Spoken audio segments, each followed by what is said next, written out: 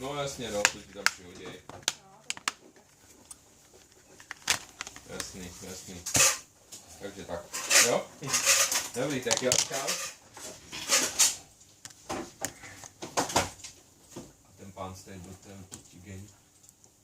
To není gej. Ale já jsem to poznal.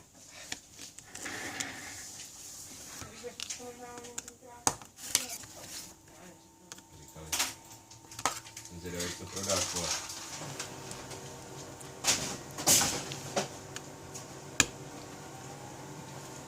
Tři čtvrtý věcí, které ona dá stranou, tak se to lidi nepřijdou. Tenhle určitě přijde. A kdy pak přijde? Na měsíc.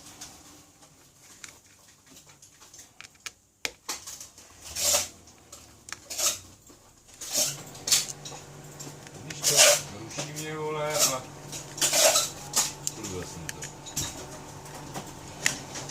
Kvůli ní. Ne, čekali jsme na tebe, když se světí dávala. Kamarádičkové.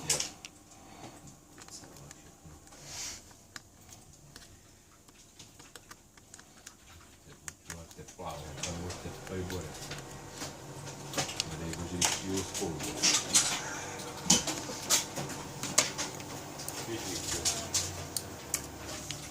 A jako třešničku na dortu, Čikita ráno přinese ptáka.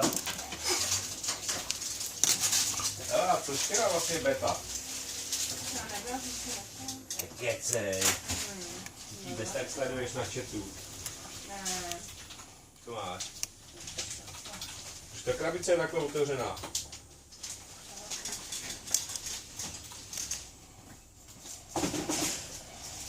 Zkontrolovat ty skla, jestli nejsou prasky dovnitř. Ne.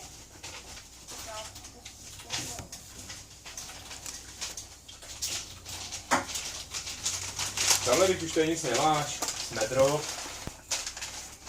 Chyba mu to tam na sedačku záleží, že? To nedělám. Šla.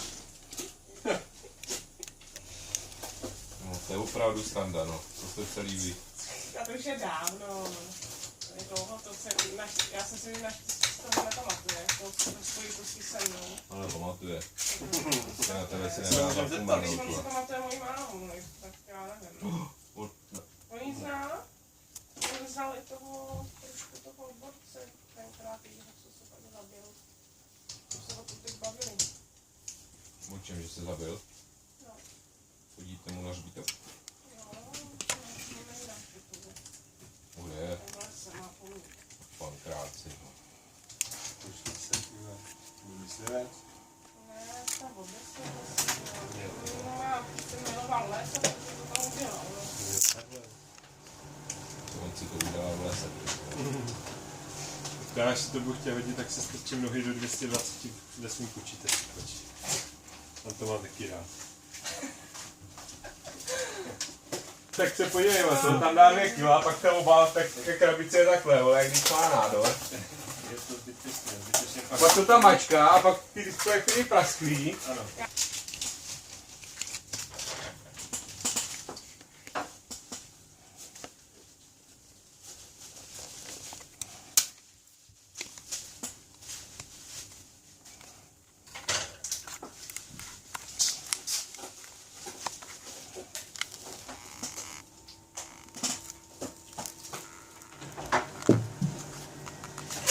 Jen.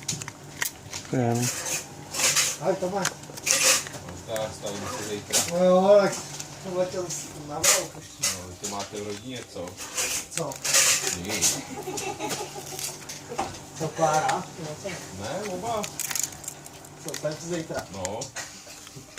A nebo ještě umíte taky to. Po neděli. Přijedu v 7. A musíte specifikovat si ráno nebo večer. A nebo ještě umíte. Omlouvám se, jak se padá. To ani ne. To je, že... Ne. Vždycky večer půjdem a za chvilku.